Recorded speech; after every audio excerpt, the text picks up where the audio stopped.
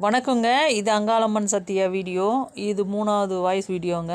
இதில் என்ன விஷயம் சொல்ல போகிறேன்னாங்க, நீங்கள் எல்லா கோயில்கள்லையும் பார்த்துருக்கலாம். நீங்கள் ஒன்று சிவன் பார்வதி சமமாக சொல்லுவாங்க, இல்லை சிவபெருமானுக்கு அடுத்தபடியாக தான் அந்த அம்மா மனைவி அந்த அம்மா பார்வதியை வச்சு பார்ப்பாங்க. இப்போ அண்ணாமலையார்னால் உண்ணாமலை அம்மன் அடுத்தது தான், சிவன் தான் அங்கே மெயின், அண்ணாமலையார் தான் அங்கே மெயினாக இருப்பார். ஆனால் மலையனூரை பொறுத்த வரைக்குங்க எங்கேயுமே இல்லாத வழக்கங்க. அது அம்மா தான் அங்கே ஹெட்டு, எல்லாமே அங்கே அம்மா தான். சிவபெருமான் சின்னதாக இருப்பார், இந்த ஃபோட்டோவில் காட்டுறேன் பாருங்கள். நான் குட்டி ரூபமாக குழந்த மாதிரி இருப்பார், ஆனால் லிங்க வடிவில் இருக்க மாட்டார், சின்ன ஒரு உருவமாக இருப்பார். நிறைய பேருக்கு அது சிவன் கூட நிறைய பேருக்கு தெரியாது. தொடர்ந்து மலையனூருக்கு போகிறவங்களுக்கு கூட இது சிவபெருமானம் அப்படின்னு ஆச்சரியமாக இருக்கும். ஆமாங்க, அங்காள பரமேஸ்வரி தான் அங்கே எல்லாமே. அந்த சிவபெருமான் கூட ஒரு சின்ன உருவமாக சின்ன ஒரு ஓரமாக தான் இருப்பார்.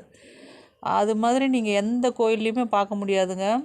அதான் மலையனூர் மகாராணி அங்காள பரமேஸ்வரிங்க. அந்த அம்மா தான் அப்படி வானம்க்கும் பூமிக்குமா அப்படி நின்ன பெரியாய் ரூபம் கொண்டது.